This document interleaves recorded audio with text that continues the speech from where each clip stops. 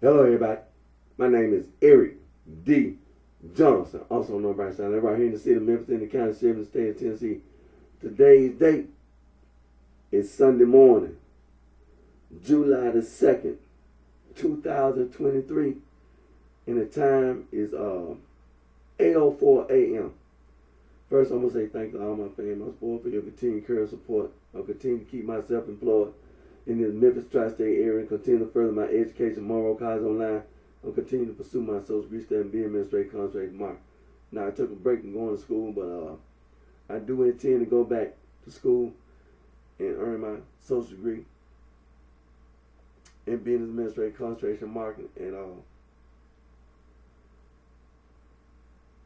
now and the reason why I got my mask on because I got a head cold.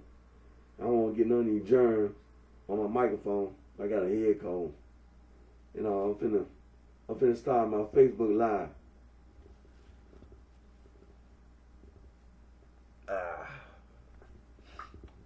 Boy.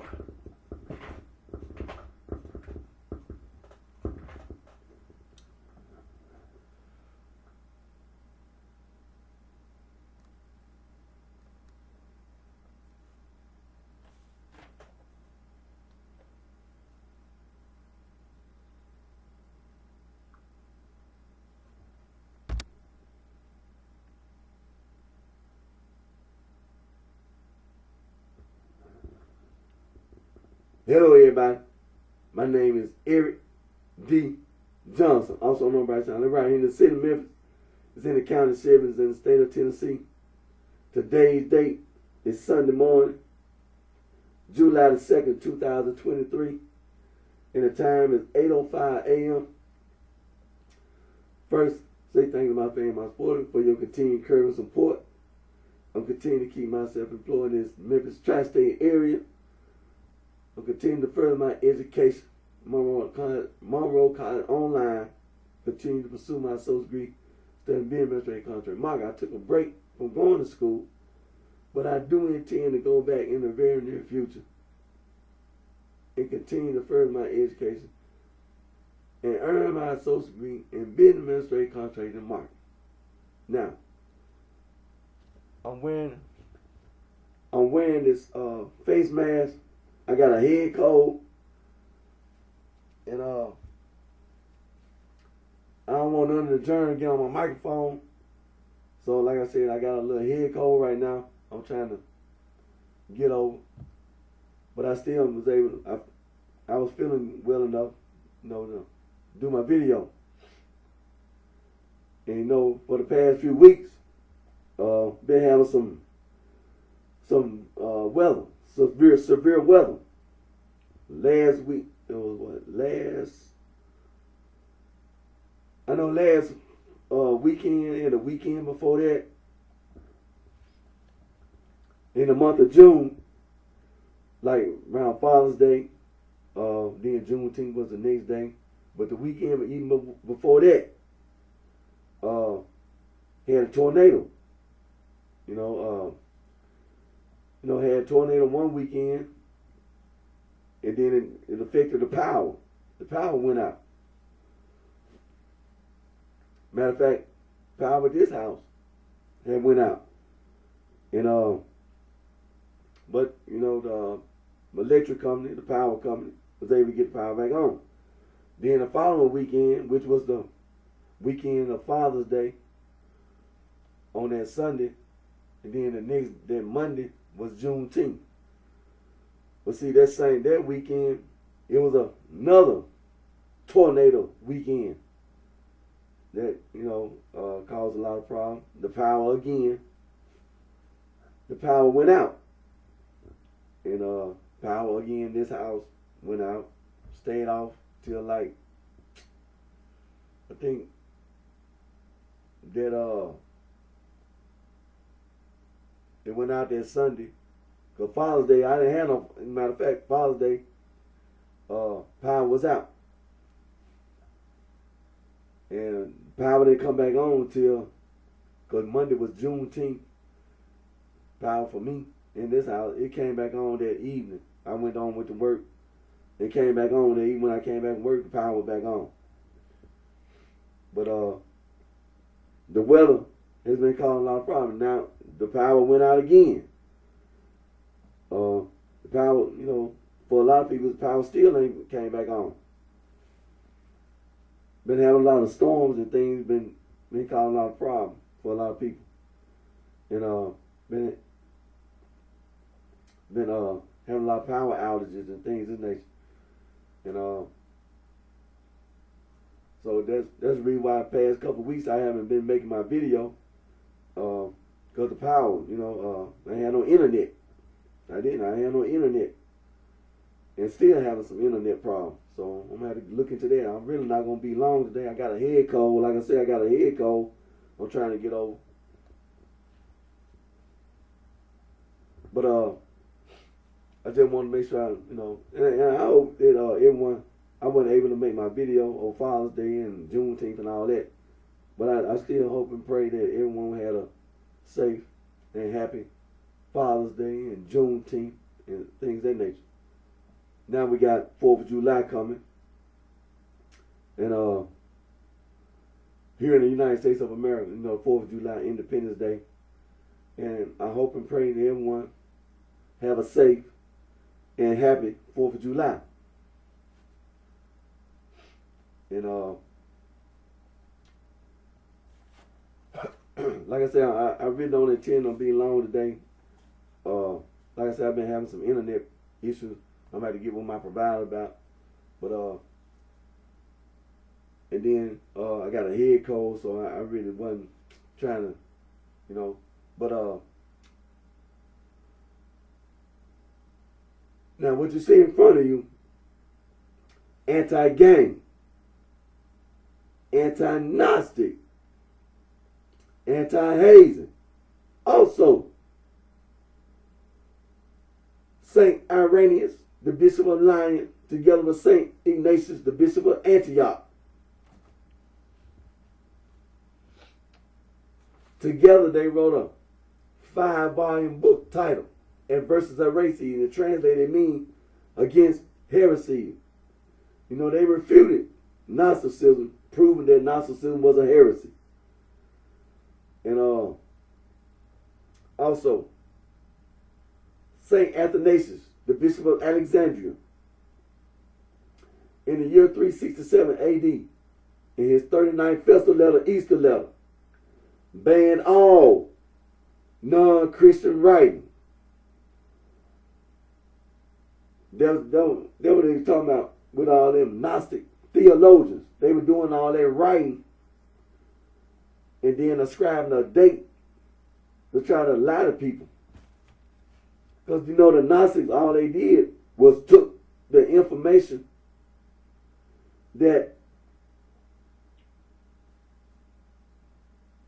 had been written about the demiurge, and they distorted it.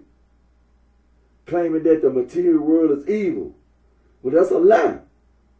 Because Plato wrote a book in BC, before Christ, titled The Timaeus or Timaeus. And in this book, he talked about the demiurge being a good God who desired a world of good. See, the Nazis, it ain't no such thing as no gnosis. Anyway. See, that's the lie that you people been telling for too long. You be making up stuff with your imagination. Be using your imagination to make up a so-called religion.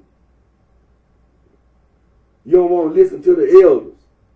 But that what got your butt in trouble. St. Athanasius, the Bishop of Alexandria, and all the other bishops in the Catholic Church, they went around and collected all that Gnostic writing and destroyed it. Now, talking about that Nagamine library, see, them Gnostic theologians, St. Athanasius and the other bishops in the Catholic Church, they took all that Gnostic writing and destroyed it. But a person or persons a person or person took a few copies of that Gnostic theologian writing and wrapped it in some paper and put it in a jar and buried it in Nagmata, Egypt.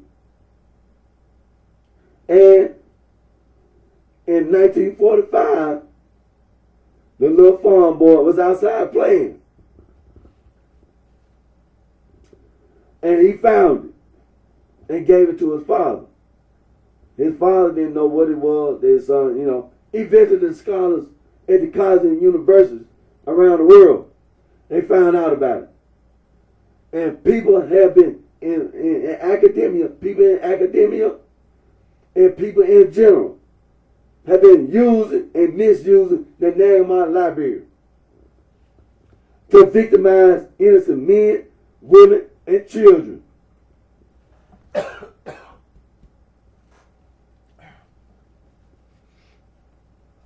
Trying to destroy wildlife, nature, and the environment. And being self-destructive and destructive. Trying to destroy the North Pole and the South Pole.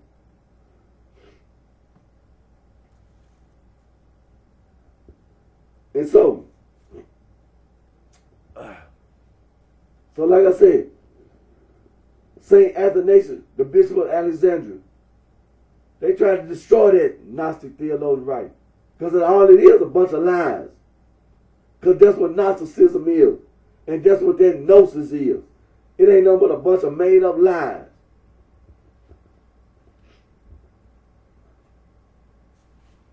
And also, St. Epiphanius of Salome, the Bishop of Cyprus, he wrote a 3-volume book titled Panarium, Greek, Panarium, and Latin. Translated mean bread basket. Now the scholars have also said that St. Epiphanius of Salome, the Bishop of Cyprus, 3-volume book is also an adversary heresy against heresy. And he's right. And they're right. St. Epiphanius of Salome, the Bishop of Cyprus, 3-volume book. The scholars are right. Because when you read his book, it's adversus heresy, against heresies. All this stuff about making up some kind of religion. See, we know that people were making up religions. So when you try to talk about some kind of religion, talking about some kind of prophet or something, St. Epiphanius of Salome, man, the Bishop of Cyprus, he provided the information for people to see that people were doing these things.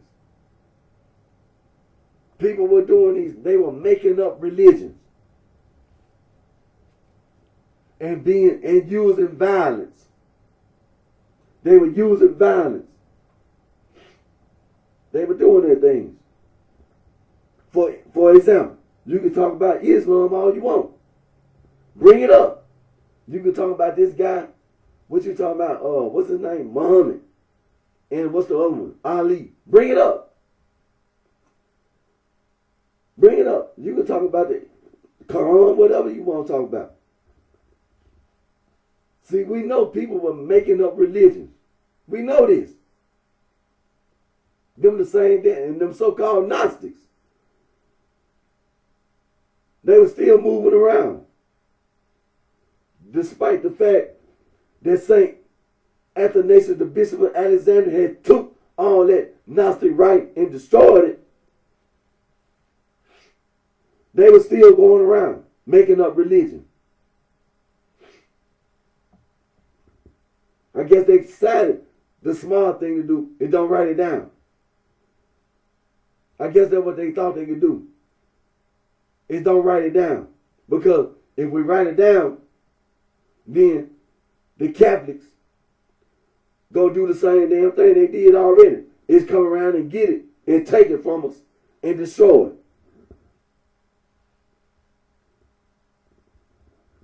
See? So all this stuff about making up religion, most likely, that's who did it. It was the Gnostics. No matter what they call themselves.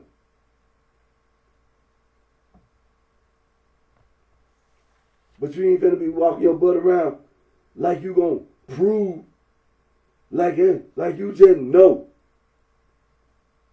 that Islam is right. Man, people are making up religion, and that's all that got to be said. You can go get all your information all you want.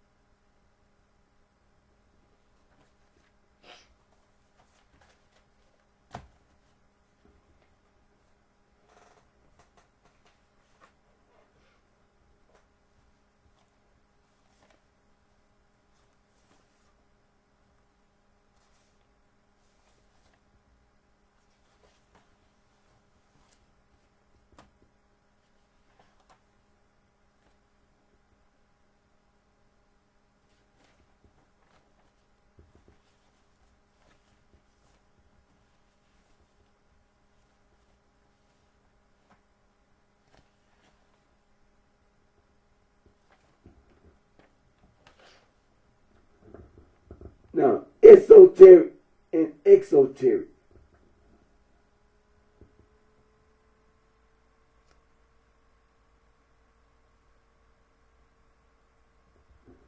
Esoteric and exoteric.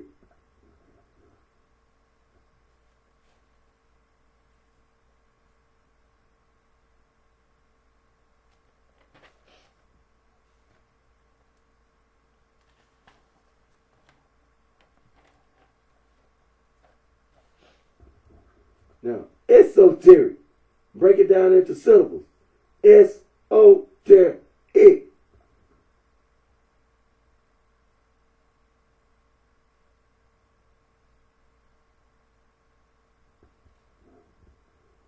Esoteric. Break it down into syllables. Esoteric.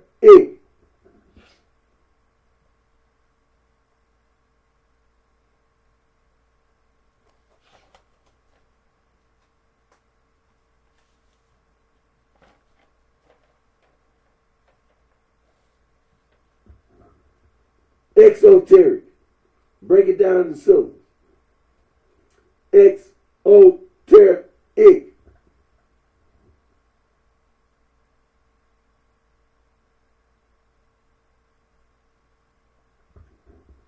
Exoteric. Break it down into syllables. Exoteric.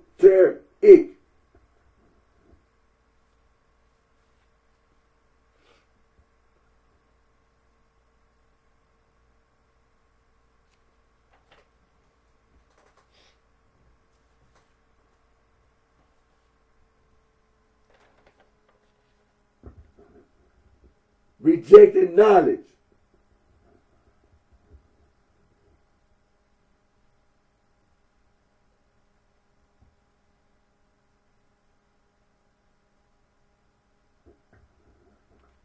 Rejecting knowledge.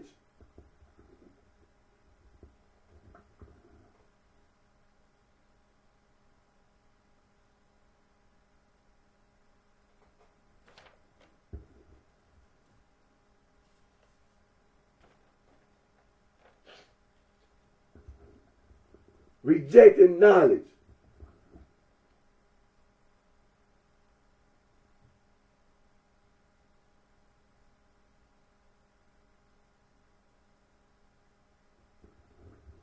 Rejecting knowledge.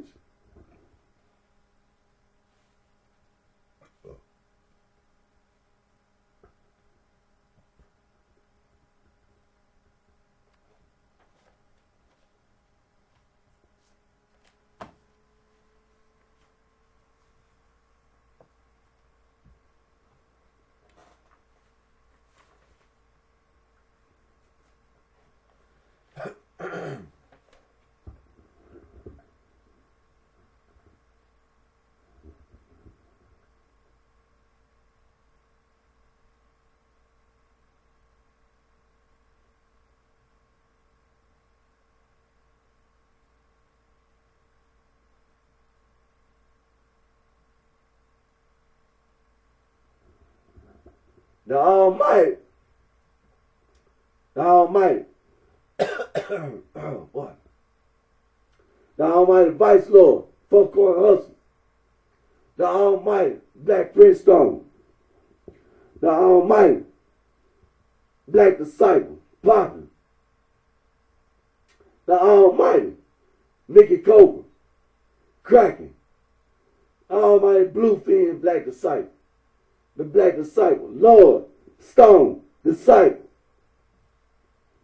7-Eleven, G Killer,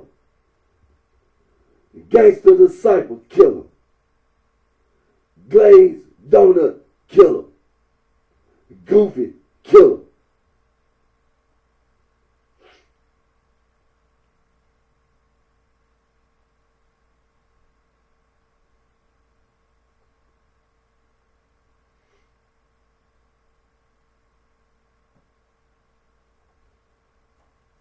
See, being associated, being affiliated, being associated with the Almighty Vice Lord Nation or their allies. See, what you teach and how you teach.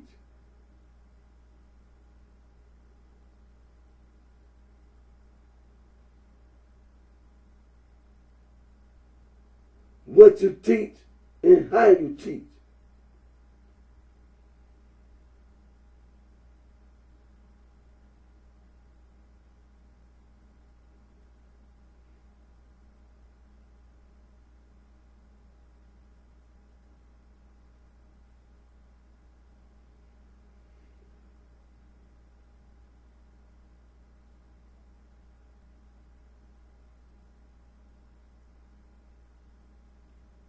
What you teach and how you teach. That's what's being emphasized. That's very important. That's the most important thing of all. What you teach and how you teach.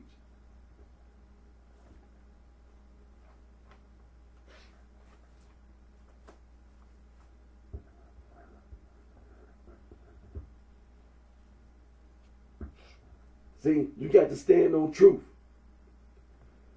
You can't stand on a lie. You got to stand on truth. What you teach and how you teach. Now, like I said, I got a head cold, so that's the reason why I'm wearing my face mask. I got a head cold and I don't want the germs get on my microphone. Now, the history of the city of Chicago. The dirty sheets and the well sheepers. What you teach and how you teach. The old heads.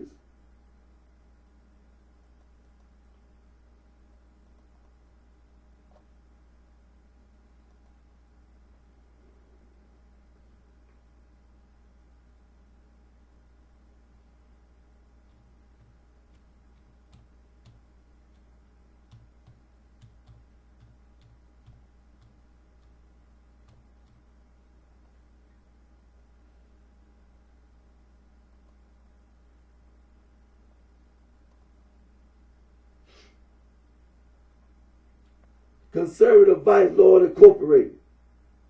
Bootstrap. It's being revitalized. You got to stand on truth. You can't stand up on a lie. The dirty sheets and the wailing sheepers, they didn't do nothing wrong. But the 1945 discovery of the Nagamon Library, that was wrong. That's what's wrong.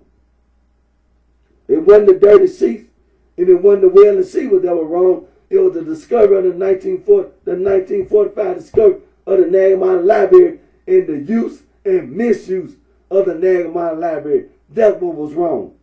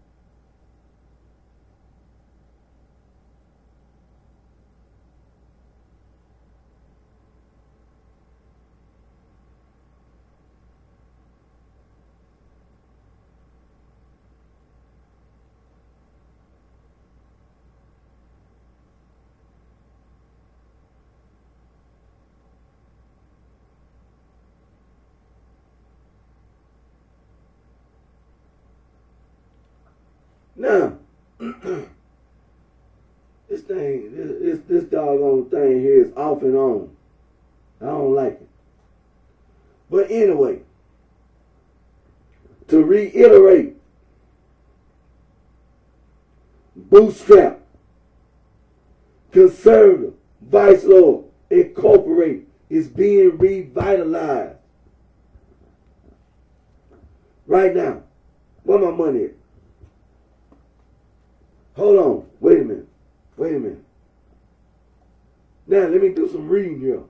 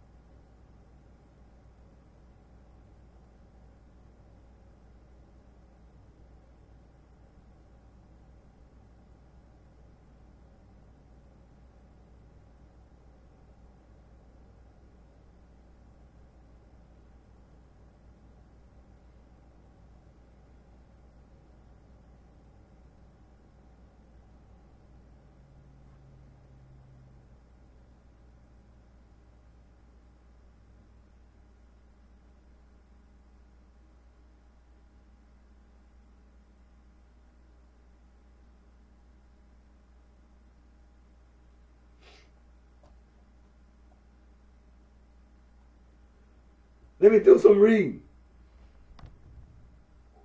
Many say the vice lords have origins that date all the way back to the 40s. However, this does not mean any part of the nation was founded back in the 40s. It just means that members of older gangs ended up flipping to vice lords in later years, and that many of the goals of the older gang intertwined with the development of the almighty vice lord nation. The oldest significant black street gang in Chicago were the Dirty Sheiks and the Wailing Shebas.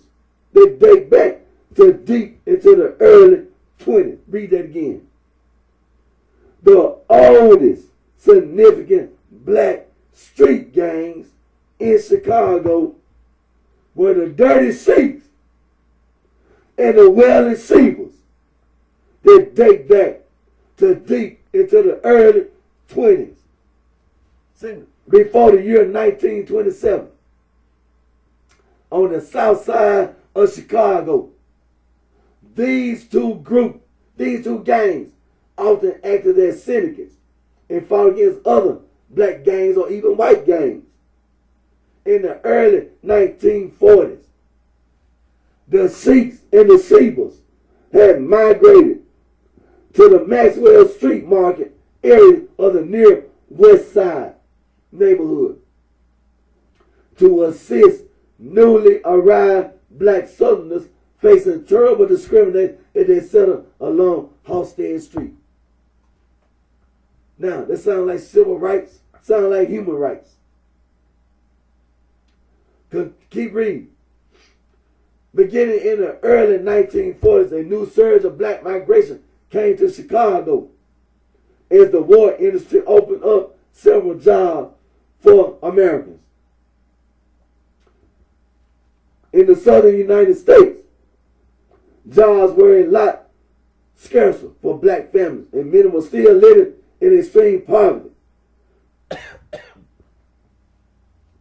without many essentials like plumbing, adequate housing, or even clean water to drink at times. Everywhere in the United States, there was racism and hatred toward blacks. But in the South, it was much more obvious, as there were actual laws that explicitly commanded that blacks should remain segregated.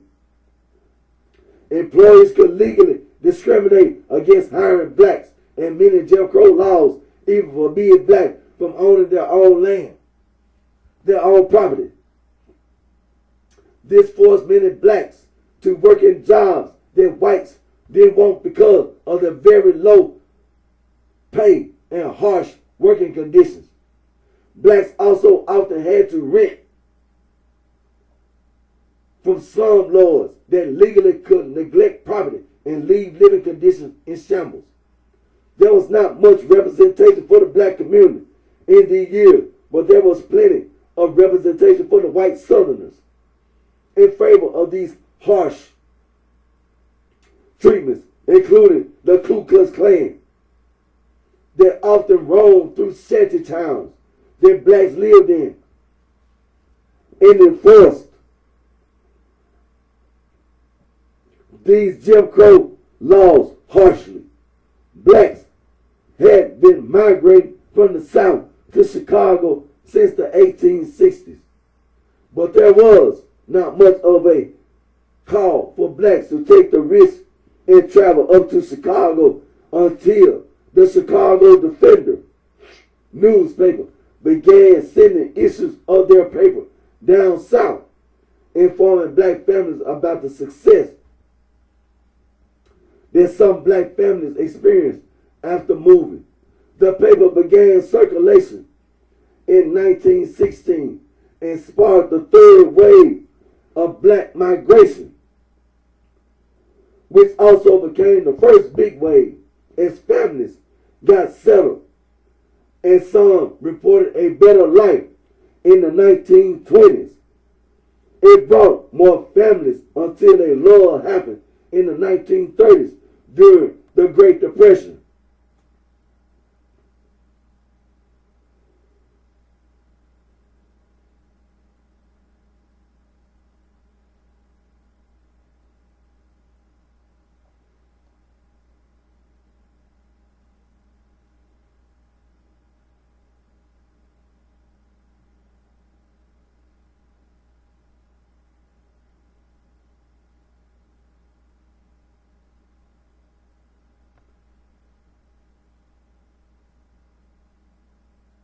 Now, it says in the early 40s, it was once again being reported that Chicago was the promised land, and in many ways, Chicago was a much better alternative to living in the Jim Crow South. But Chicago was also being new horrors to black families that were not mentioned in the Chicago Defender. Families would now trade one form of a nightmare for another. Now I'm going to keep reading. Because in Chicago, like I said, this is what we were talking about, civil rights and human rights. As the big rush to the north began in the 1940s, southern black families arriving soon found out the promised land was not all it was cracked up to be, as an immediate housing shortage often stopped families dead in their tracks. Most blacks were crowding into the south side of the city, into areas like Bronzeville, Oakland, Washington Park, and some other very south side neighborhoods.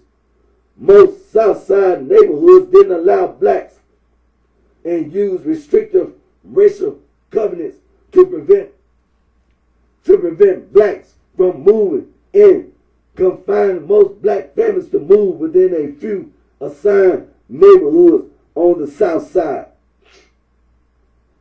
The west side of Chicago was still very white, and these neighborhoods did not have much of a black population.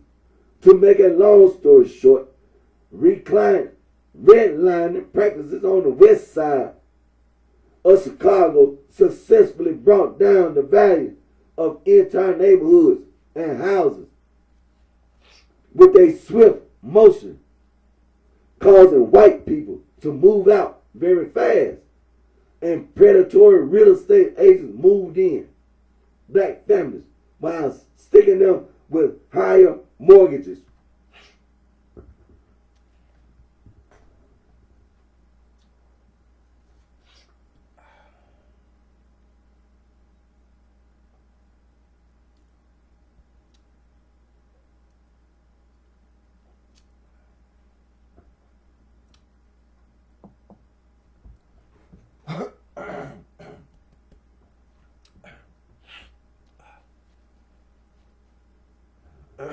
Excuse me. I had to drink a little sip of water there.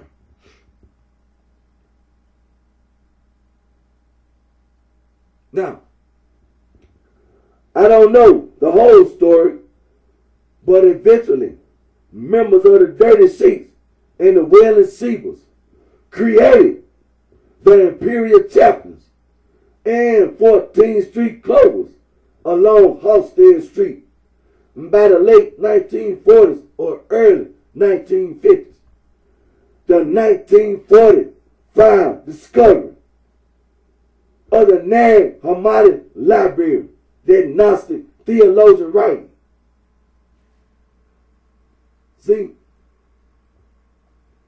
these people in academia, the sorority and fraternity, the soho and the frat bitches, using and misusing the Nag Hammadi Library, Gnosticism,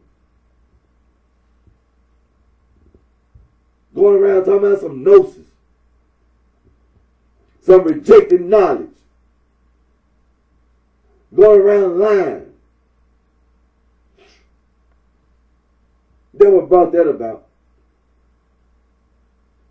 See, you can't do all that from the early 1900s to 1940s, and all of a sudden, you start talking about the Imperial Chaplains and the 14th Street Clovers.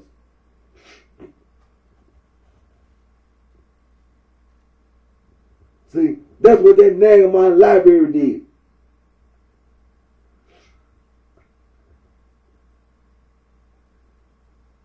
Now, read that again.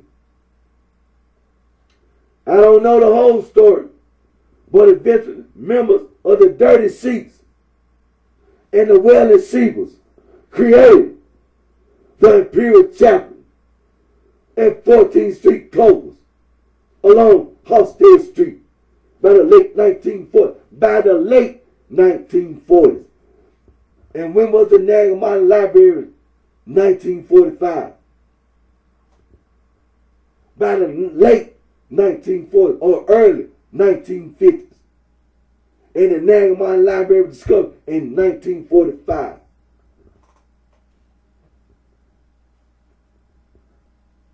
In 1951,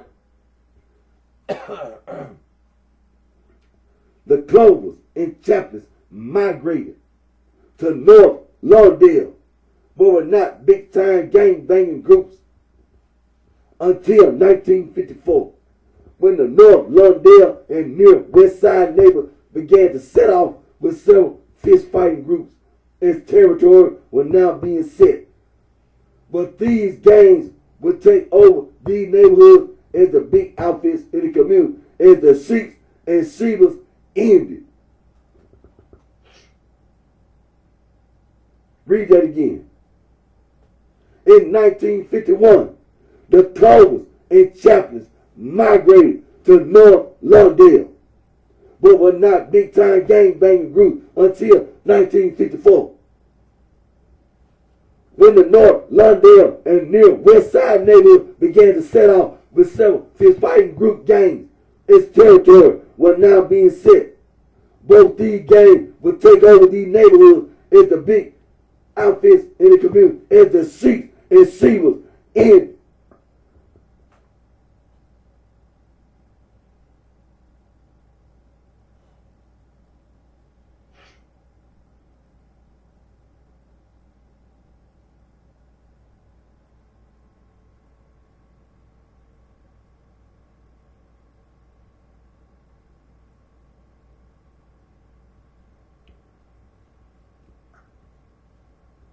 Now, I'm going to continue my reading. Let me scroll down.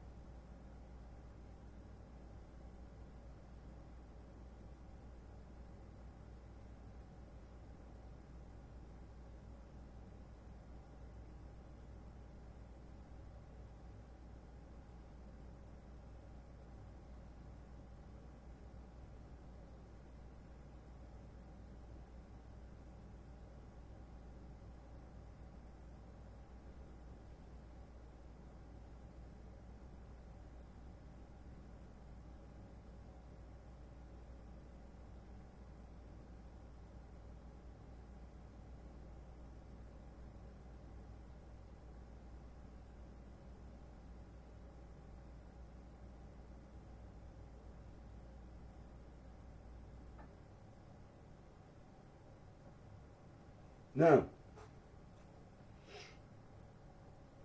I'm going to continue my reading.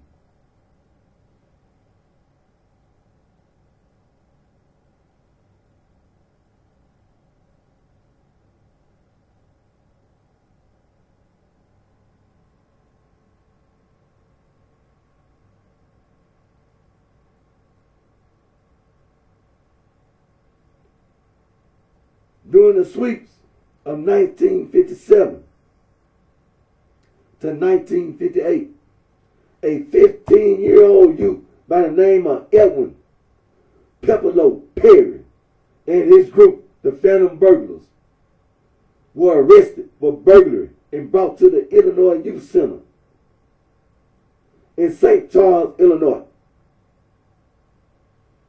The St. Charles Reformatory in St. Charles, Illinois, in 1957. When Pepperlo was 14 years old, he left home and began living on his own, involved in a life of crime, mainly burglary. Pepperlo wanted to become a member of one of the larger outfits at the time, the Imperial Chaplains. But when he visited their lair to speak to Big John, the leader of the chaplains, Big John said, "We don't want no punk motherfucker in the organization." It is a mystery why Big John would let him in, since Pep was 6'1" and 190 pounds, fast on his feet and with his hands. One thing for sure, Big John made a big mistake not letting Pep in. But of course, if it wasn't for this chain of events, we wouldn't have the Vice Lord today. The autobiography of the Vice Lord, 2nd edition. I'm going to continue my reading. Pep was assigned to stay at the Harding Cottage at the Reformatory, and he found out his friend from the neighborhood, Leonard Kyle Calloway, was staying in the Reformatory as well.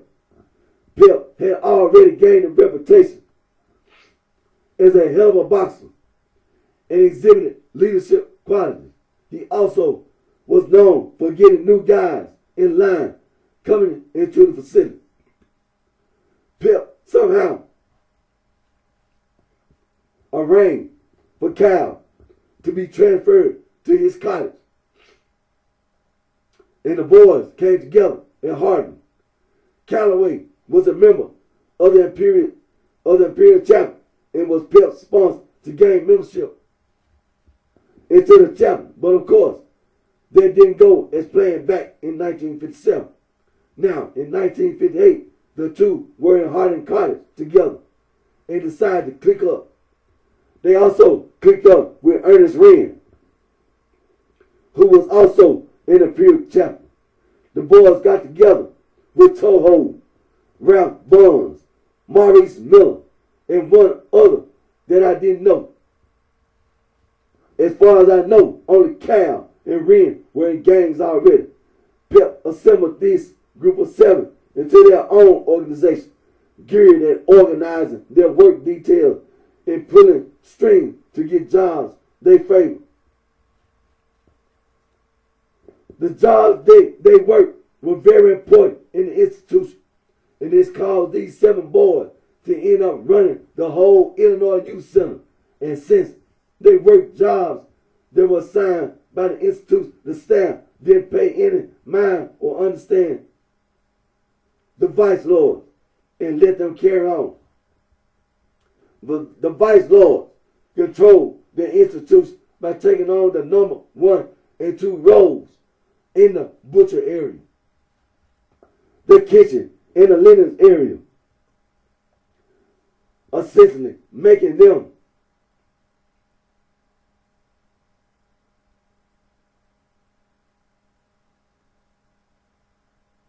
control the food and clothes in those sections and deciding who does certain work duties in their sections and who is to be cast out. And this comes from the source, A Nation of the Lord, the autobiography of the Vice Lord, second edition.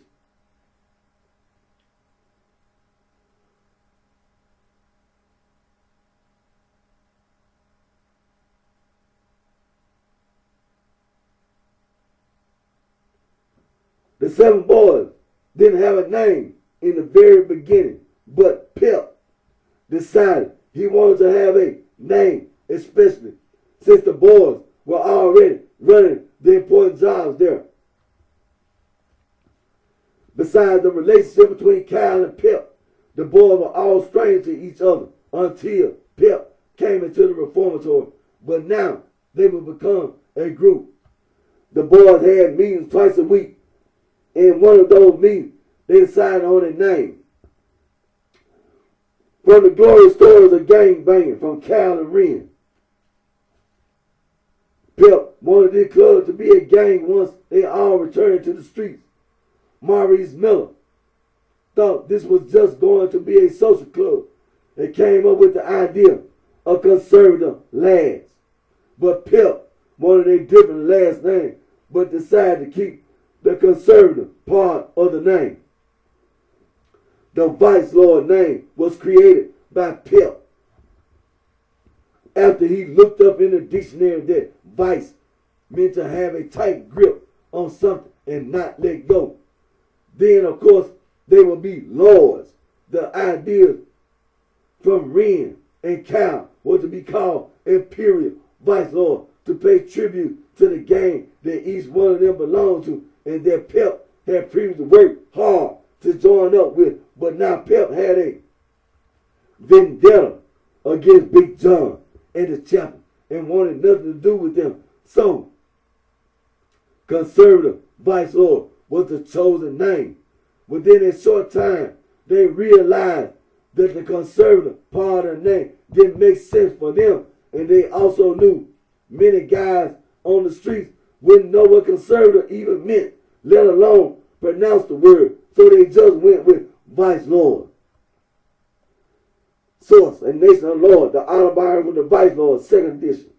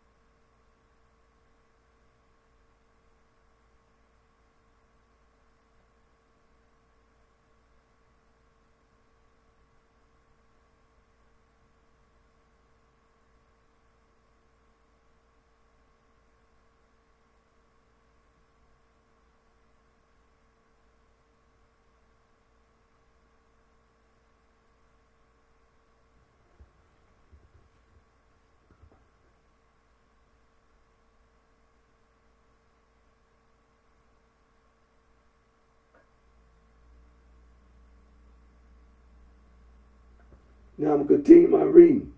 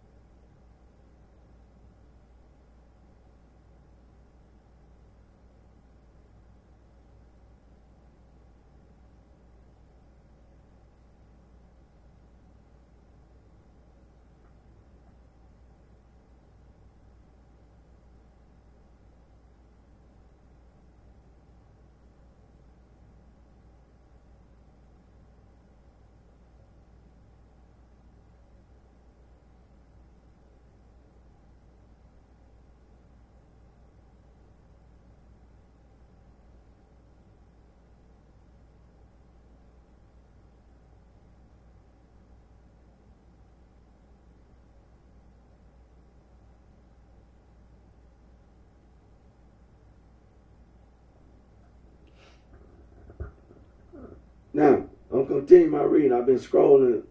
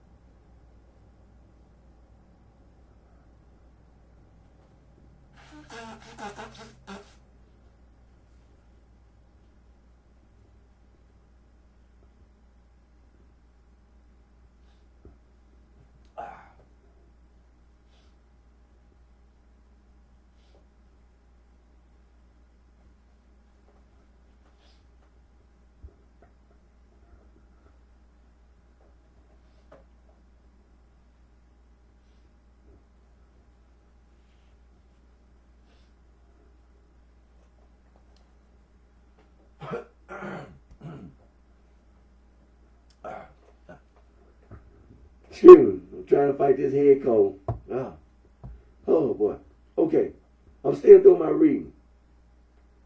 Now I had to scroll down. Now,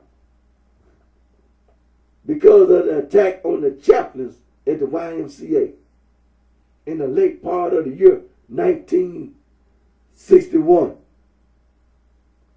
all the imperial chaplains flipped to vice lord and became the first separate branch in vice lord history known as imperial vice lords.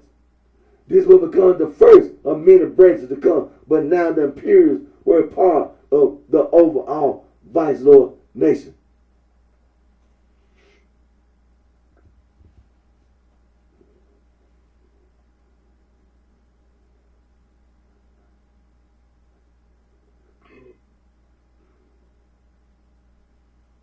Now,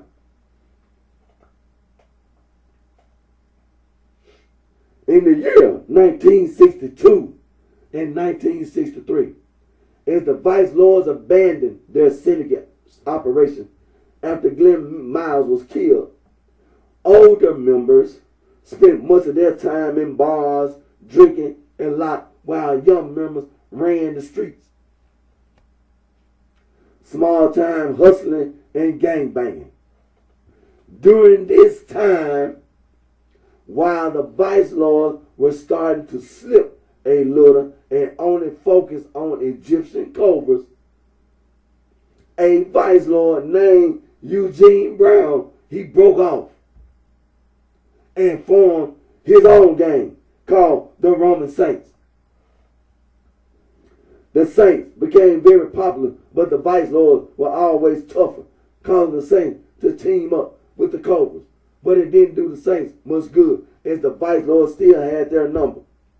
And this came on the source in Nation of the Lord, the autobiography of the vice lord. See, what you teach and how you teach.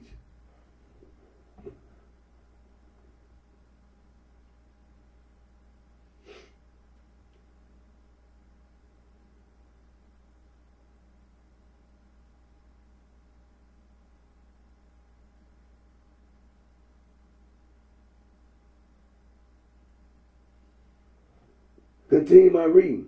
In the year 1964, the vice lord began to go through changes. The organization now numbered in the thousands, and it was now impossible for Pip and the top leaders to control the whole organization.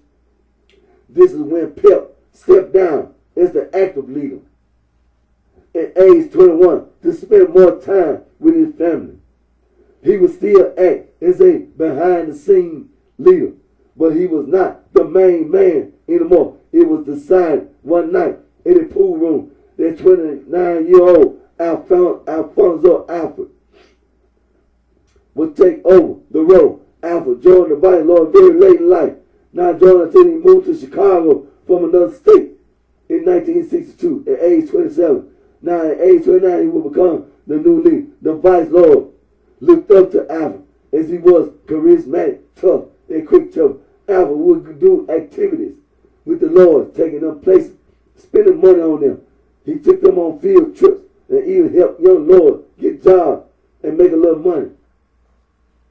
The Source, the Nation Lord, the Autobiography of Vice Lord, 2nd edition. In 1964, Vice Lord began hanging out on the south side of the city with the Blackstone Rangers. As the two organizations formed a tighter line. Rangers founder Jeff Fort and Eugene Harrison were related to Vice Lord leaders Leonard Calloway and Bobby Gore. So this is what got them acquainted to begin with. But now Vice Lord will make it more of a presence out there and help the Rangers as much as they could. Source, the Nation Lord, the Autobiography of Vice Lord, 2nd edition.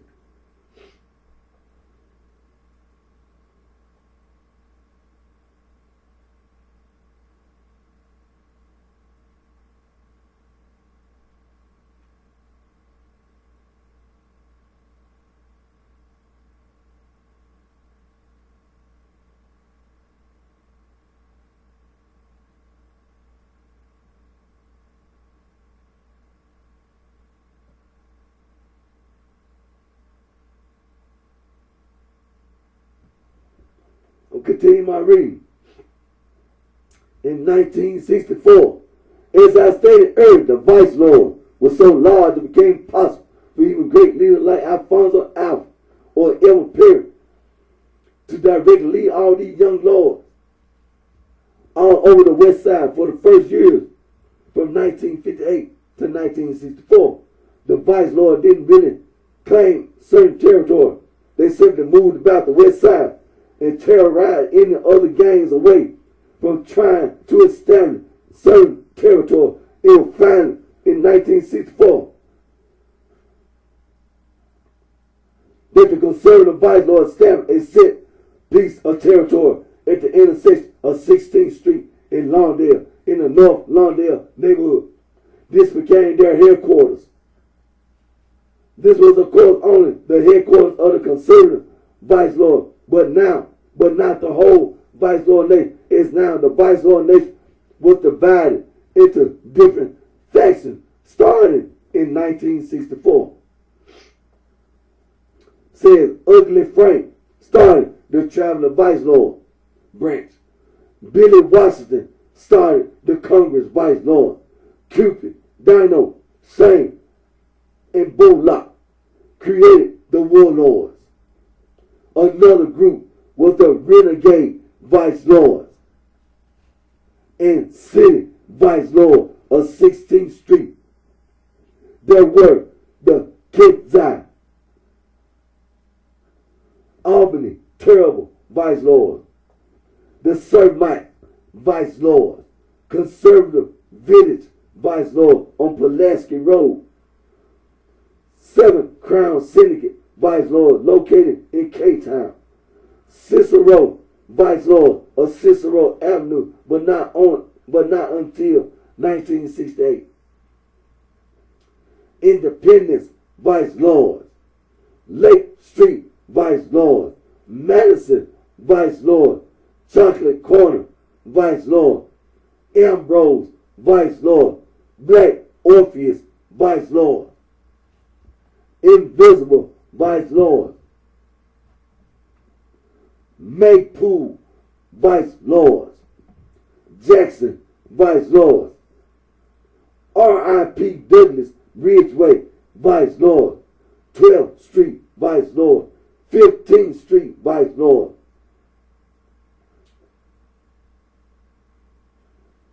16th Street Vice Lord, Village Vice Lord, the Player Vice Lord, and of course the Conservative Vice Lord, bringing a total to 26 different factions of Vice Lord created in 1964. All these groups operated individually, and many of them didn't even know who Alfonso Alpha even was. There were now vice lord groups located in the near West Side community and living in the ABLA projects, Rockwell Gardens project, and the Henry Homer homes.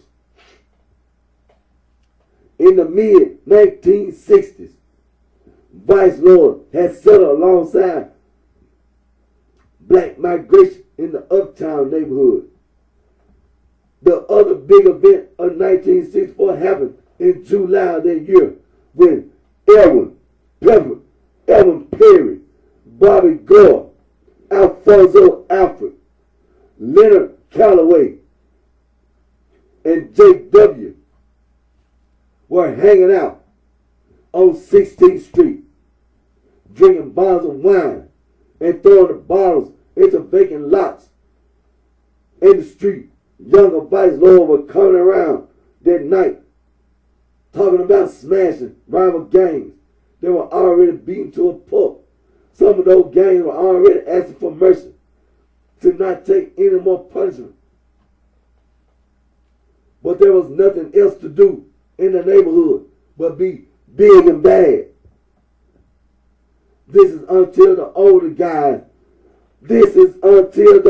guys came up with an idea based upon how they were seeing the destruction and damage they had caused in the community. The guys decided on an idea after some debating to go about opening legitimate business and working to better the community. This was a major breakthrough for the vice lord, and on that night, they became conservative vice lord once again. Source: A Nation Lord, the autobiography of the vice lord.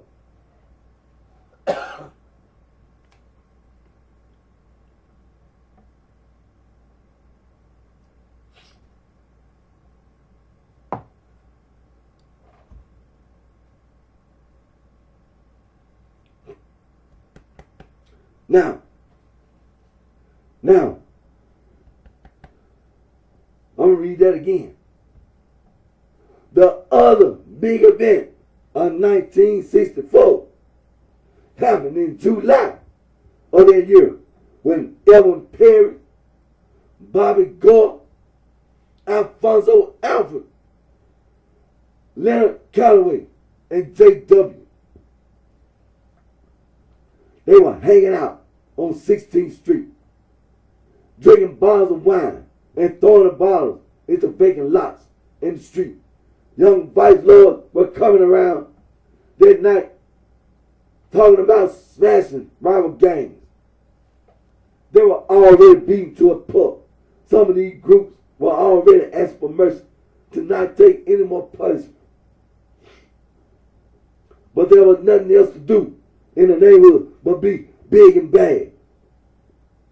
This is until the older guys came up with an idea based upon how they were seeing the destruction and damage they had caused in the community.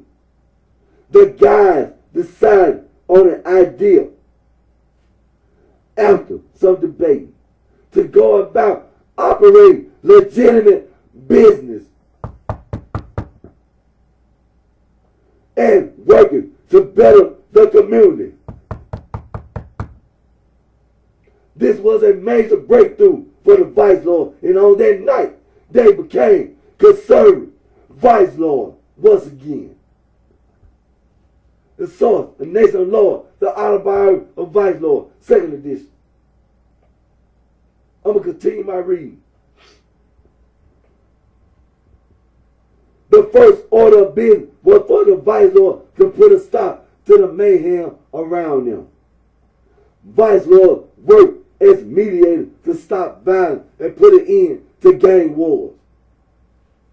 Vice lords even stopped fighting with Egyptian cobras, which allowed Vice Lord to move into the Cape Town section of the North Lawndale neighborhood, west of Pulaski Road, and thus allowed them mobility to move into the West Garfield Park community.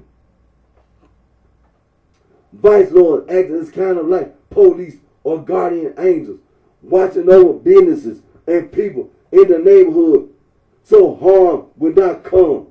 The challenge of all this was the police still had a negative outlook on the Vice Lord, and young men still felt the despair of not having opportunity to succeed that still led them to crime.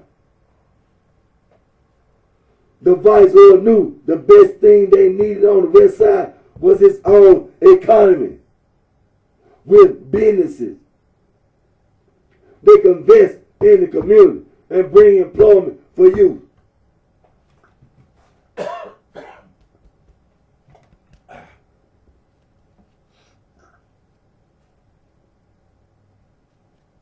This part of the city was barren and was a complete slum due to extreme economic poverty. Without revenue generating businesses, not enough city tax dollars could go into renovation and maintenance to the neighborhood, leaving the area deteriorated.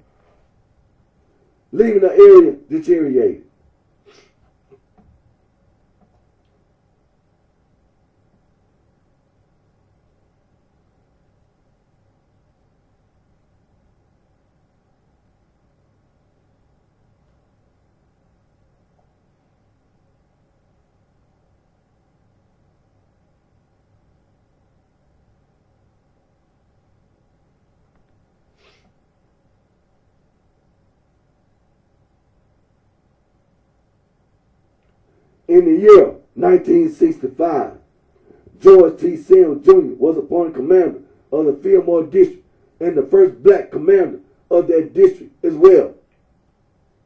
The older Vice Lords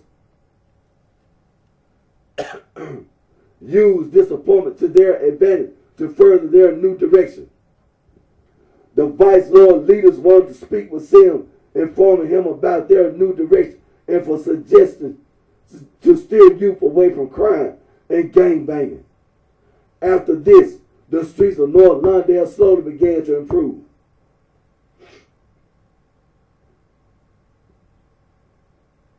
In the year 1966, the Vice Lord knew cause was bringing in more positive attention as they began to work very close with Egyptian Cobras, Black Peace Stone, and Black Disciples on bettering their community and putting an end to violence. In the summer of that year, Martin Luther King came to Chicago and stayed in North Lawndale to help protest during the West Side riots of 1966. Martin Luther King planned a march through the mostly white areas of the South Side of Chicago in protest. The Vice Lords, Disciples, and Stones were ready to march alongside Dr. King. But after a remark was overheard from one of King's men that they didn't need gangbangers to help, Edward Perry gave one quick signal with his hand, and all the gangs dispersed and withdrew aid. Later that night, Dr. King summoned Edward Perry, Bobby Gore, and a few other leaders to where he was staying and told them he didn't back that statement about not needing the gangs for support. Instead, he expressed that he needed them, and after that, the Vice Lord and their allies marched alongside Dr. King. After this march, the Vice Lord started to get major attention. That summer, as groups were coming to North Lawndale to speak to the Vice Lord and admire their progress, the Deacons of Defense, RAM, ACT, as examples, came to meet the Vice Lord And this is what got the ball rolling. Everyone could come meet the Vice Lord at the new clubhouse that opened a little earlier that year at 3655 West 16th Street, 16th and Miller. The older Vice Lords scrapped all the money they got from hustling over the years and pooled it all together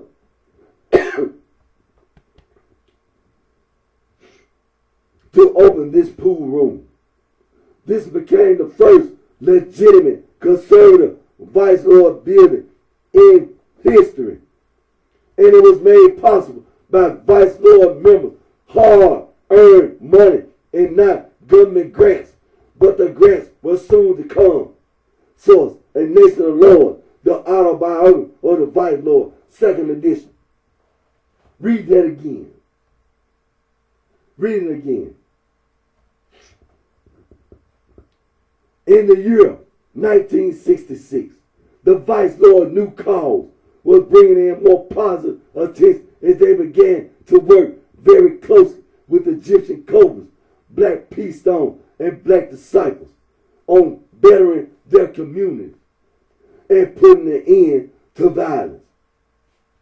In the summer of that year, Martin Luther King came to Chicago and stayed in North Lawndale to help protest during the West Side Riot of 1966. Martin Luther King planned a march through the mostly white areas of the south side of Chicago in protest. The Vice Lord, Disciples, and Stones were ready to march alongside Dr. King. But after a remark was overheard from one of King's men that they didn't need gangbangers to help, Elvin Perry gave one quick signal with his hand, and all the gangs dispersed and withdrew aid. Later that night, Dr. King summoned Elvin Perry, Bobby Gore, and a few other leaders to where he was staying and told them he didn't back that statement about not needing the gangs for support. Instead, he expressed that he needed them. And after that, the Vice Lord and their allies marched alongside Dr. King. After this march, the Vice Lord started to get major attention that some as groups were coming to North Lawndale to speak to the Vice Lord and admire their progress. The Deacons of Defense, RAM, Act, as example, came to meet the Vice Lord, and this is what got the ball rolling. Everyone could come meet the Vice Lord at the new clubhouse that opened a little earlier that year at 3655 West 16th Street, 16th and Miller. The older Vice Lords scrapped all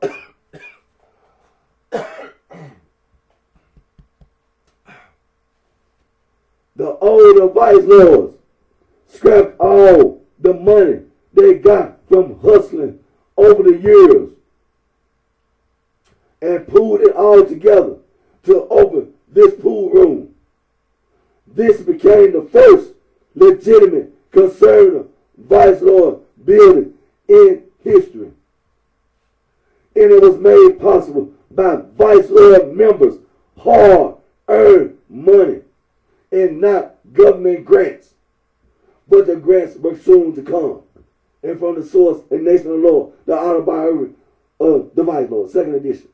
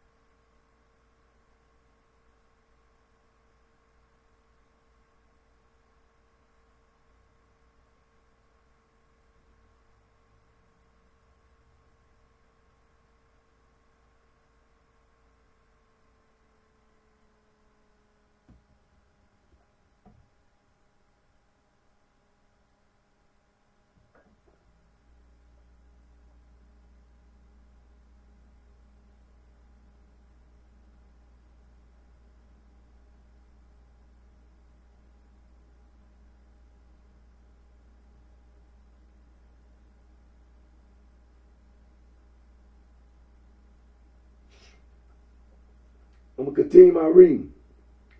Leading off the new year of 1967, Chicago area was sacked with horrible snowstorms and blinding blizzard that left much of the city buried. This blizzard was so bad that cars couldn't even move about in the city, which provided a perfect, lawless environment for young vice lords. In the mid-1960s, older vice lords struggled to contain the younger lords, and this blizzard made it much worse, as now the young lords had a blast, ripping off one store after another, stealing, looting, and burglarizing the Jewish-owned businesses. Some of the older vice lords even got in on the action. The problem with this was it drew negative attention to the vice lords and drove out more business owners out of the neighborhood even after the winter was over. This brought negative attention, but this negative attention turned into a positive. As now Commander Sims was concerned that the summer of 1967 would become a repeat of the summer of 66. Commander Sims, he arranged a meeting with Vice Lord leaders to discuss how to prevent chaos. At this meeting will also be David Dowley from Newbury, Massachusetts, of the Trans-Century Corporation, who was sent to 11 cities across the nation to investigate working with impoverished areas and conducting research. Dowley's research was key to the government's decision or other organizations linked to the government granting money to the vice lord. Dowley interviewed vice lords all over the neighborhood and helped the conservative vice lord from Operation Bootstrap, which was a coalition of conservative vice lords, Egyptian cobras, and Roman saints that were geared toward working with West Side major corporations to prevent riots that summer that would cost these companies millions of dollars. These companies Bootstrap worked with were Sears Roebuck, Rising Steel, Illinois Bell, Western Electric, and others. During that summer, vice lord, cobras, and saints policed the neighborhood and broke up gang meetings and even stopped the Black Panthers from creating a plan to destroy businesses and begin looting. There were challenges that summer and scandals rocked the city and the nation that could have easily triggered more rioting. But the conservative vice lord led Operation Bootstrap, stopped the violence because they had a bigger plan in mind.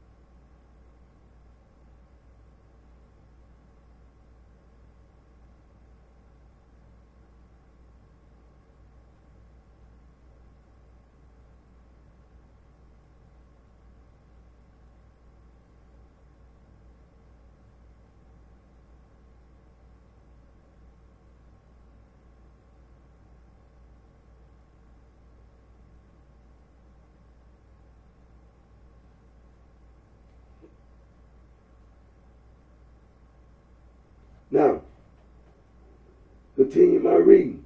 The conservative vice lord began to come to a full realization that burning down neighborhoods and fighting the white man was not the way to go anymore. from the years of 1958 to 1964. They violently revolted against society. But now the mindset had changed. Vice lords realized that fighting the government and white people only brought negative images to not only their organization, but to the black man. It became time to show power in a different way by showing restraint and asking for help from the city and government. Vice lords wanted to see black-owned businesses, jobs for blacks, clean and safe streets, and they knew that violence was not the answer to achieving those goals. This is mostly long-lost history that is buried and underpublished. A Nation of Lords is an excellent autobiography that tells the whole story about the full vice lord intention, but sadly, most of the general public never picked up a copy of this book, so I will continue sharing highlights from the book, blended with my personal knowledge, so you, as the reader, can really understand what the vice lord nation was really trying to accomplish. I strongly recommend A Nation of Lords, but I will cover some major highlights as I already have done so far. The vice lord struggle has often been in the same class as the Black Panther or even the Black Peace Stone. But this is different because the vice lord had the goal of fully working with the white man and the government, police, etc., to get a helping hand to rebuild the North Lawndale community and create a sustainable economy. They were hoping this model would then spread to the rest of the black ghettos citywide. Then eventually help all poor people of all colors. The ultimate failure rests upon the city and the mayor at the time that didn't adhere enough to vice lord pleas for assistance with change.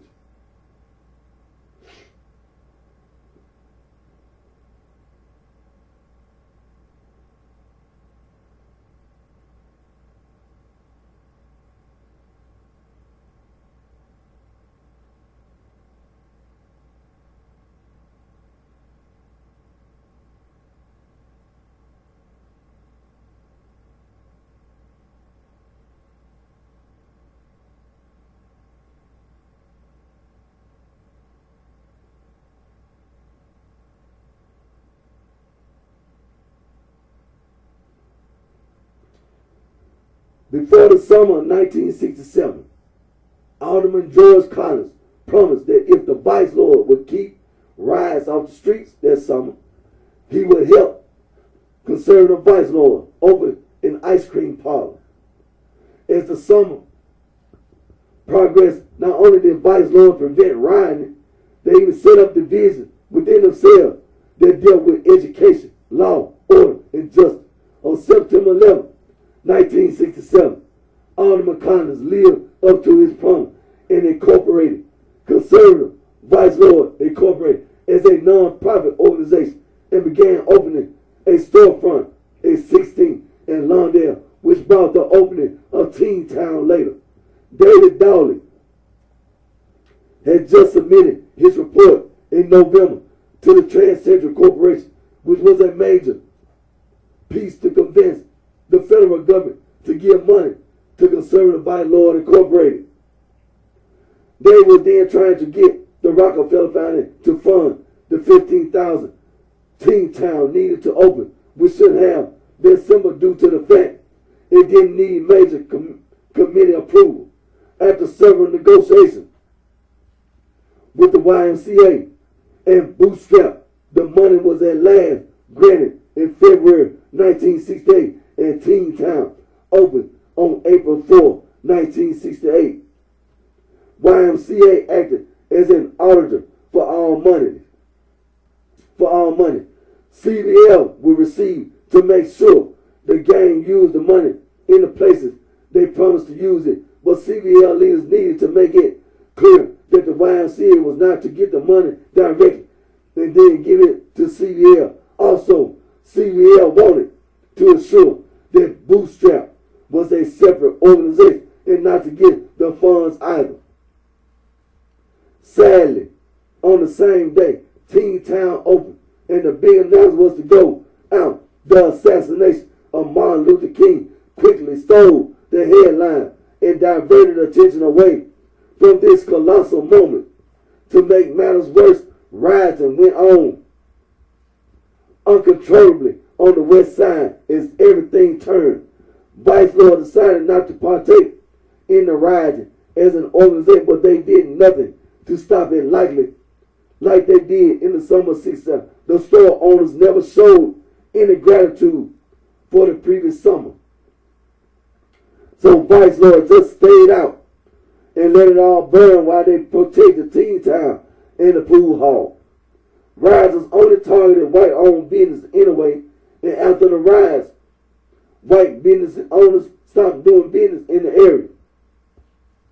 The Vice Lord opened a relief station right after the riots at 3720 West 16th Street to pass out food and supply to hundreds of families affected by the rioting. Source: The Nation of the Lord, the autobiography of the Bible, 2nd edition.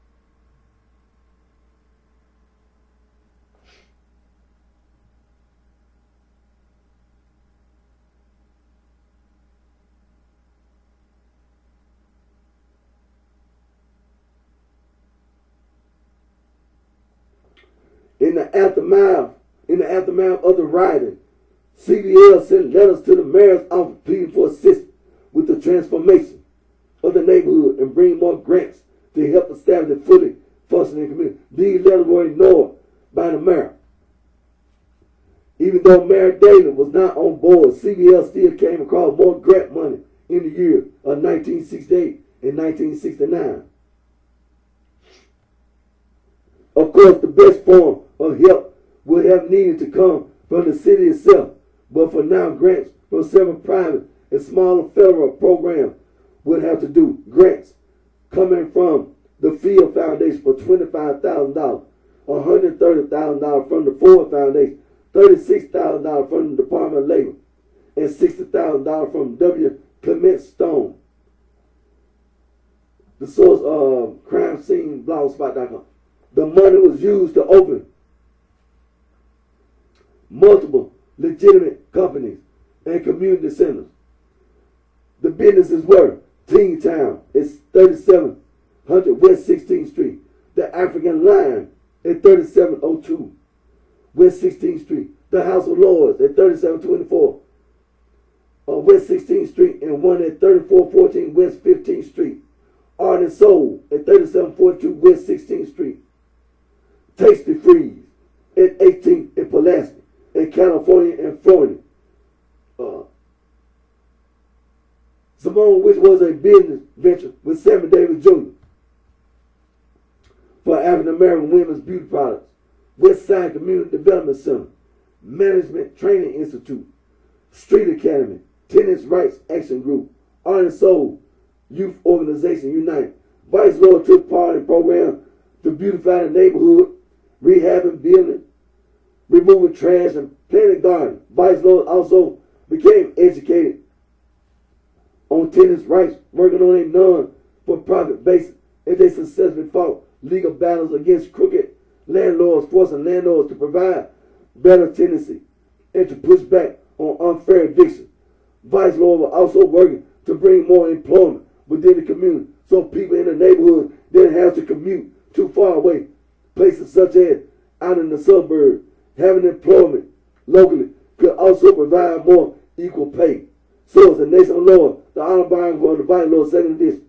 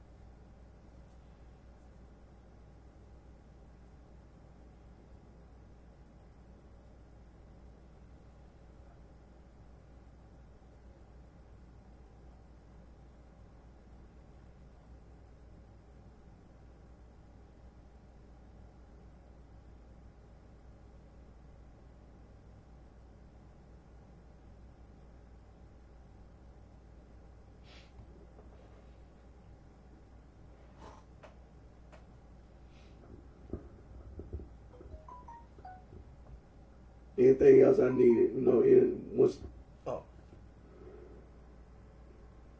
Continue to read, but by the time you get to around 1969, 73, and 74, from that point on, things started going downhill. But to make a point, that's the reason why I did my reading.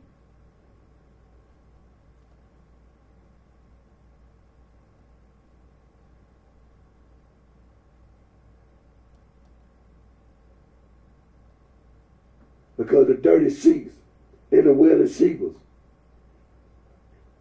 should have never ended. They didn't do anything wrong. It was the wrong that people in academia, the sororities and the fraternities, they did with the 1945 discovery of the Nagamon Library.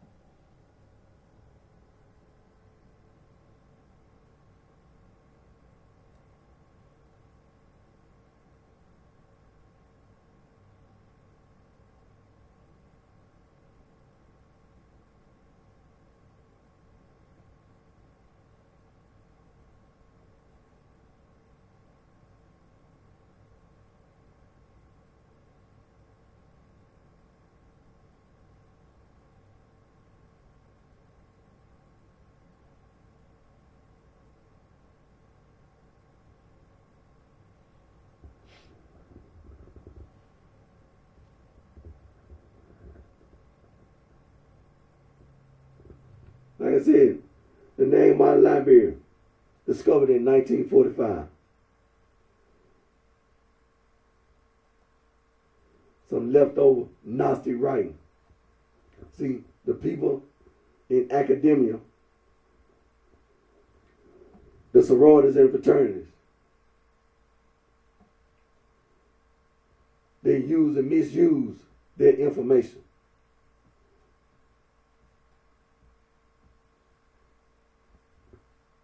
To victimize innocent men, women, and children. To destroy wildlife, nature, and the environment. They be self-destructive and destructive.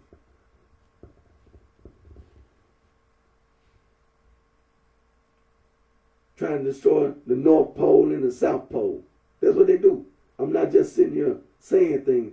This is what they do.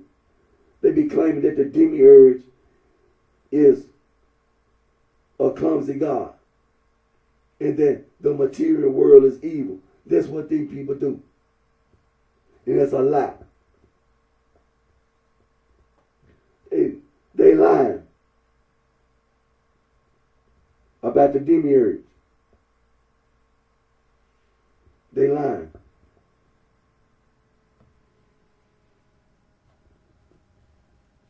They lying about the demiurge. They lying about gnosis. There's no such thing. All information about this so-called gnosis is a lie. There's all these some made up lies.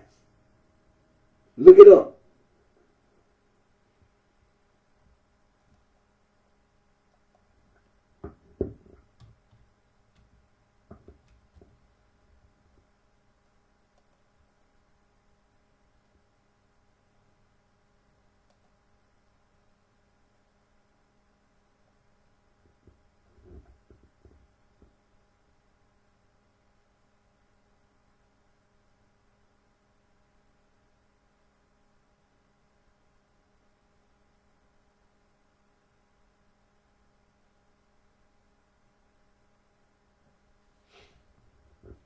All there is a bunch of lies.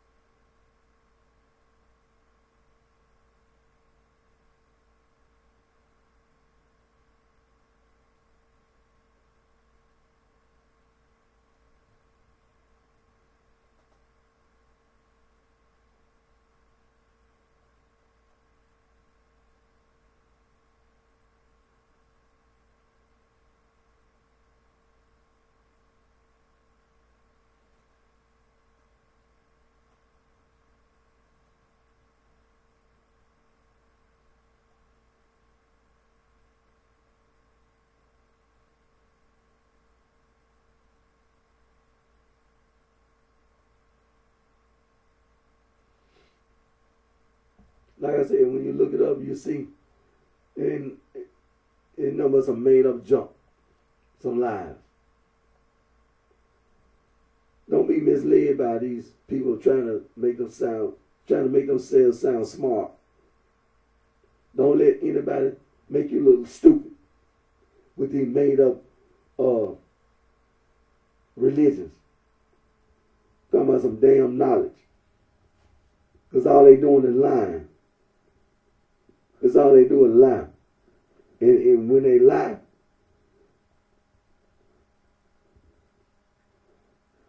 they use violence. They use violence. So don't let anybody mislead you into thinking that they saying something smart, because they're not. They're trying to trick you. Get straight to the point. They're trying to trick you. Make a fool out you. If you want to watch a televangelist on television and tell you to send them some money, that's the same damn thing. Making a fool out you.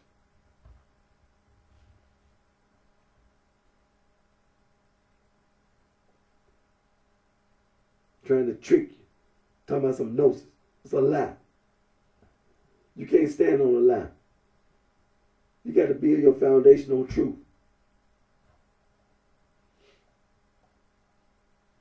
And that's what I was doing. See, the conservative vice lord today, just like I said, after a certain period of time, things just went apart. Bobby Gore got arrested for some kind of murder charge, and everything went downhill. All kind of stuff went just, things just went downhill from there. The heroin drug trade and all this other stuff, all this drug stuff, everything went downhill. But the conservative bylaw today still having to address all the things that have happened, which a lot of things have happened. Just like Bobby Gore being arrested, eventually the murder charge was overturned. Sam Cooke was murdered. There's a lot of things that happened. There's a lot. Alfonso Alfred got shot. Jeff Fort went to jail, went to prison. There's a lot of things that happen. Then his son, Waikita, one of the other son, Jeff Fort's other son, was killed. His other son, Waikita's in prison. There's a lot of things that happen. King David Bosdale was shot and eventually he died from the gunshot wound. Then later on, his wife, she got shot and killed. You know, it's a lot of things that happen. A lot. We hear about all kind of murders and everything else. Not just in Chicago, but all over. Just turned the TV on this morning. I turned the TV, I had one of the other TVs in the back room on. Because I woke up, get myself together, get myself ready to make my video. And when I turned the TV on, just so happened they were talking about some kind of incident that happened in Baltimore, Maryland. See, it's a lot of things that happen. A lot. But one of the things we want to happen, is that bootstrap, conservative vice lord incorporated, be revitalized. We want that to happen. Want bootstrap, conservative vice lord incorporated, to come back operating. We want Taste the Freeze back. That gummit. You doggone right I want Taste the Freeze to come back. I got my money right here.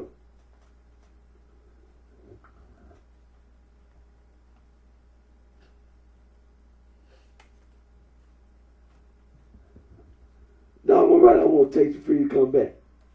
I got my money right here. You understand? I got my money right here. I want to pay for my Taste the Freeze. Want the African Lion to come back. I got my money right here.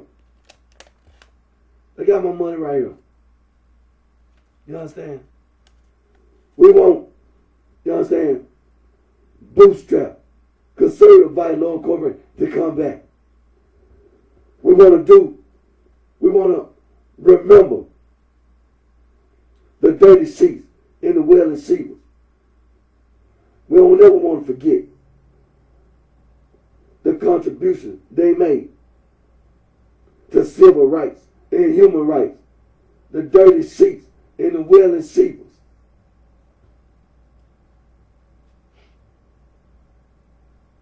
The old heads. Pool your resources together. Build legitimate business. Pool your resources.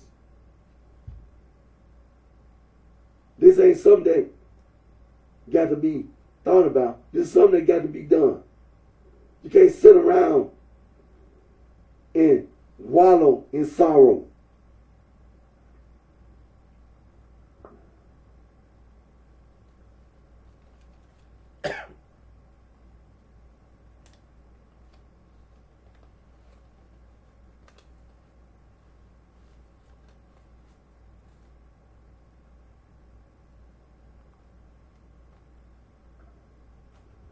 And I know it's going to happen. It's not going to just be things that, a lot of negative things that happen and continue to happen. It's a lot of positive things going to come about. And I know that bootstrap and conservative vice lord corporate is going to be revitalized. It's going to be operating again. I know this. I know it's going to happen. I know that legitimate businesses going to be operating, not just in Chicago, not just in the state of Illinois,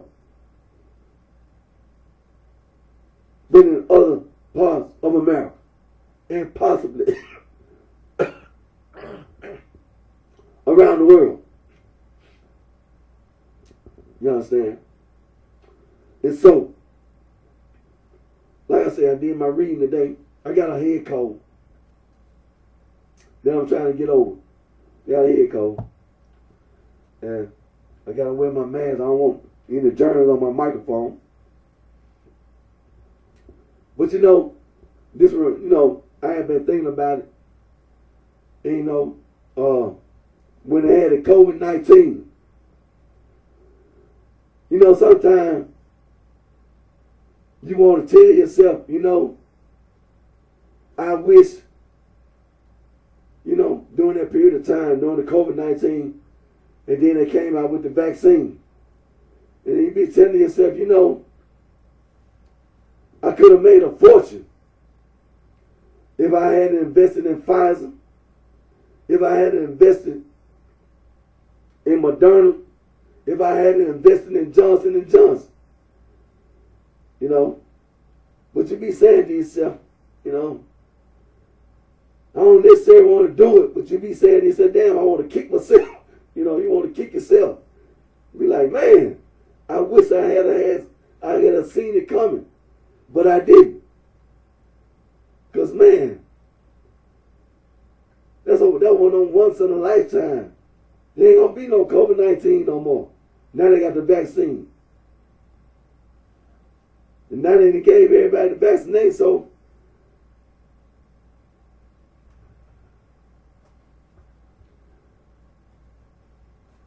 but, like I said, legitimate business,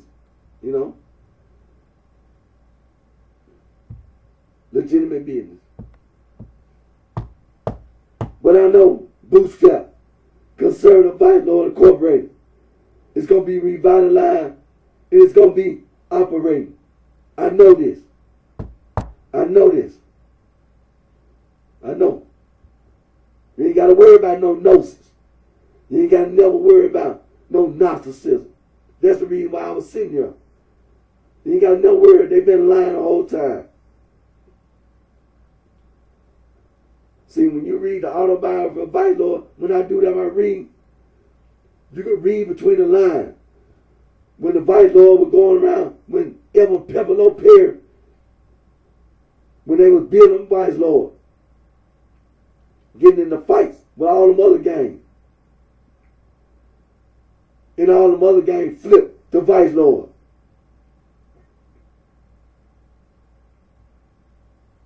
Where you see some supreme gangsters at? Where you see that at? You don't see that nowhere.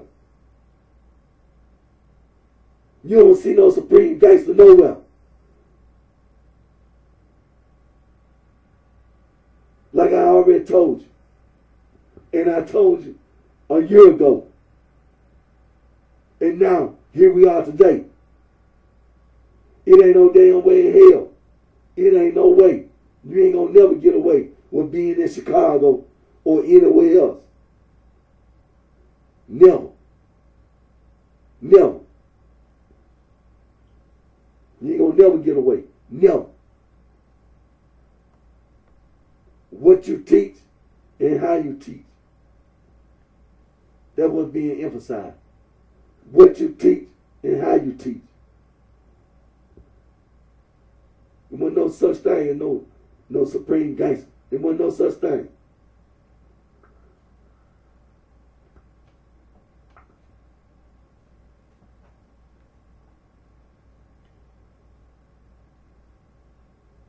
Now, before I end my video,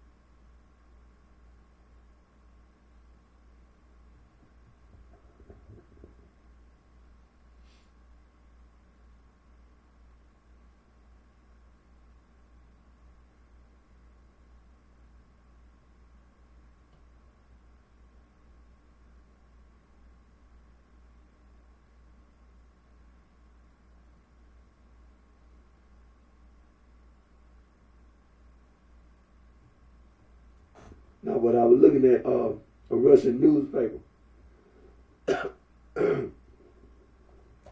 the TASS, Russian news agency. Now, I know everybody all around the world, they heard about this so-called rebellion in Russia with this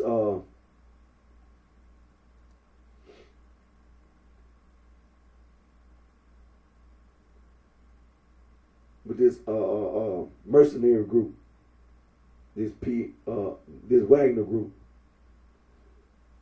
And so, we don't really just know the full details behind all that. Of course, you hear things on the news media, and you just get bits and pieces.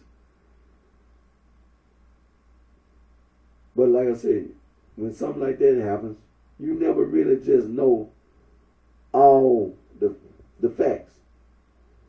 You can only listen to what CNN and Fox tell you. But you really just don't know all the facts. And even what CNN and Fox tell you don't necessarily be true, because they're slant. They have a slant. Because, they're getting into all this liberal and conservative. CNN supposed to be liberal and Fox supposed to be conservative. And then they got this other slant where they just, favoritism, where they trying to promote their agenda. This so-called American agenda. So, again, CNN and Fox, they'll tell you what they want to tell you. But what they tell you don't necessarily mean that it's the truth. Yes, some kind of action, some type of incident or whatever happen with this Wagner mercenary group. But still, you don't know the whole facts. It's possible that it could have been staged. You don't even know. It possibly could have been staged. It could have been something that they intentionally did.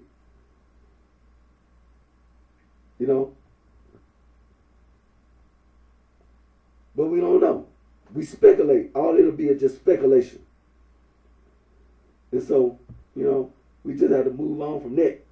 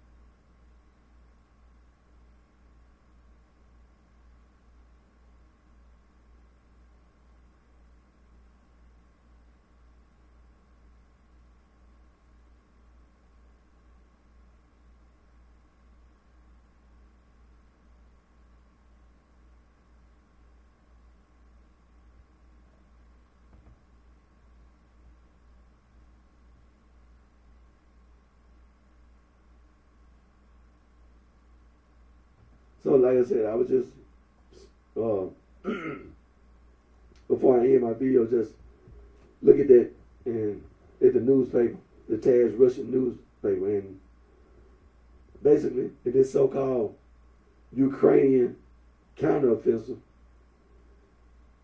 they look for anything to tell. They're not getting really nowhere. They really not. They still doing the same thing they were doing 6 months ago and a year ago.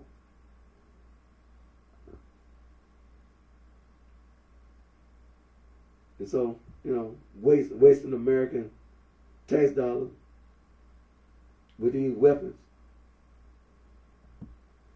But that's what they wanted to do. So that's the agenda of CNN and Fox.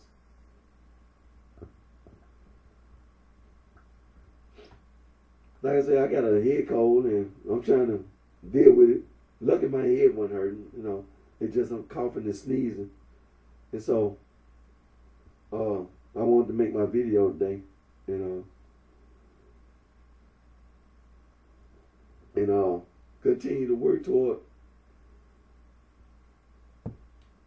Bootstrap, Conservative Vital Incorporated, being revitalized, becoming operational again. And it will happen. It's going to happen. It will happen. That's a guarantee. And so, all that trying to go around trying to lie and trying to build a, trying to stand on a lie. You can't stand on no lie. You can only stand on truth. You can only stand on truth. And that's a known fact.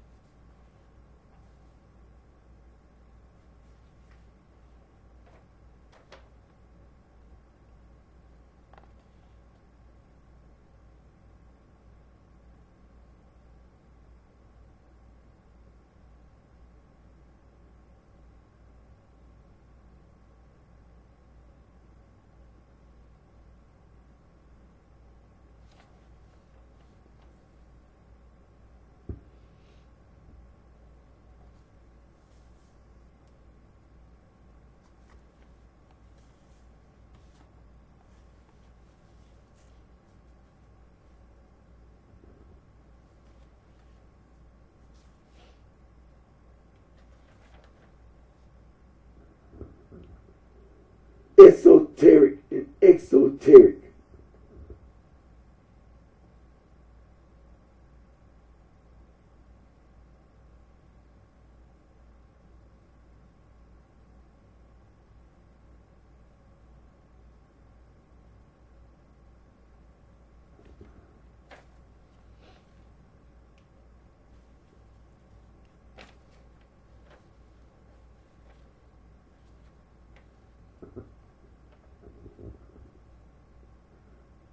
Esoteric.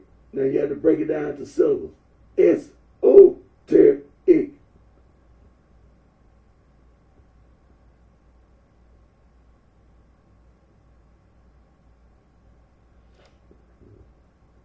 Esoteric.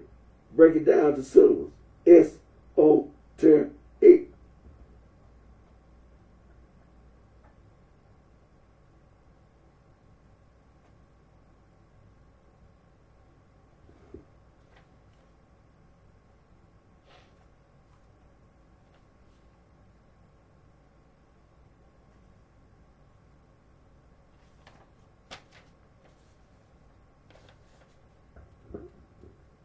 Exoteric. Break it down to syllables. Exoteric.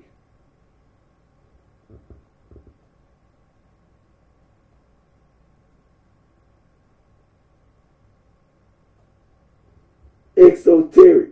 Break it down to syllables. Exoteric.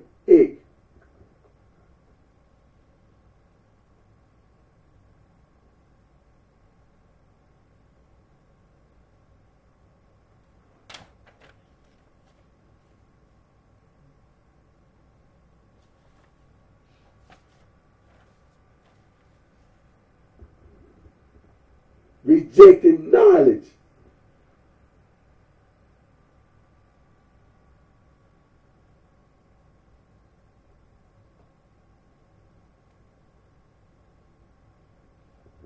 Rejecting knowledge.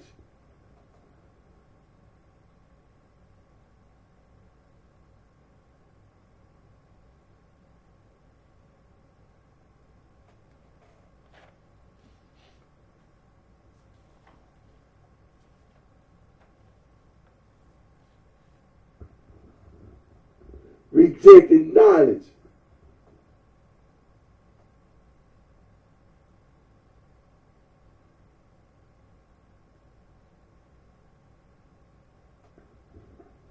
Rejecting knowledge.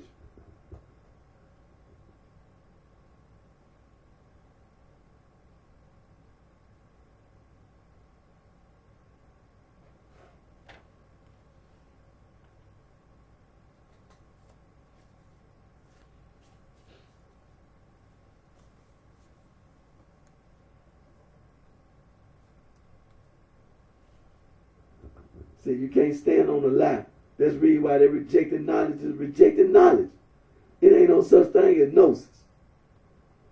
Rejecting knowledge is just that, rejecting knowledge. See? When you talk about Freemasonry and all that other stuff, trying to use gnosis. See, before 1945, discovered the name of my library. See, this is what the sorority and fraternities did. They went around in the community with this damn Freemasonry stuff. That's the reason why you seen a lot of illiterate black / African American talking about they was a Freemason. Can't even read. Talking about they was a Freemason.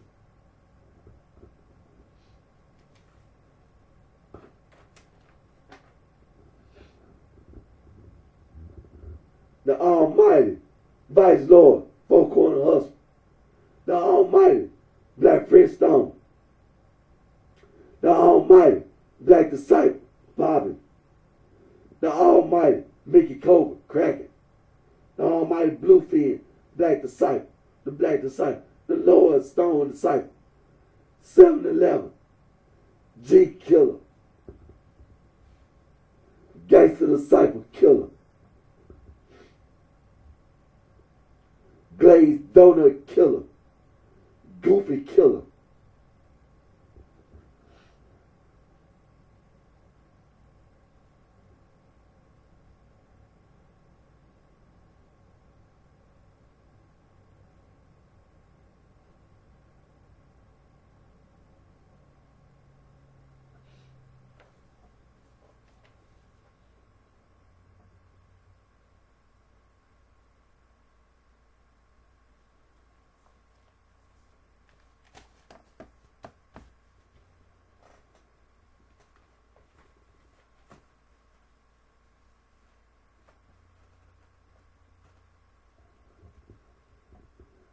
Like I said, I know that this coming here in the United States of America. We know that this coming Tuesday, this nation is going to be celebrating this Independence Day, the 4th of July. And so I hope and pray that everyone have a safe and happy 4th of July celebration. And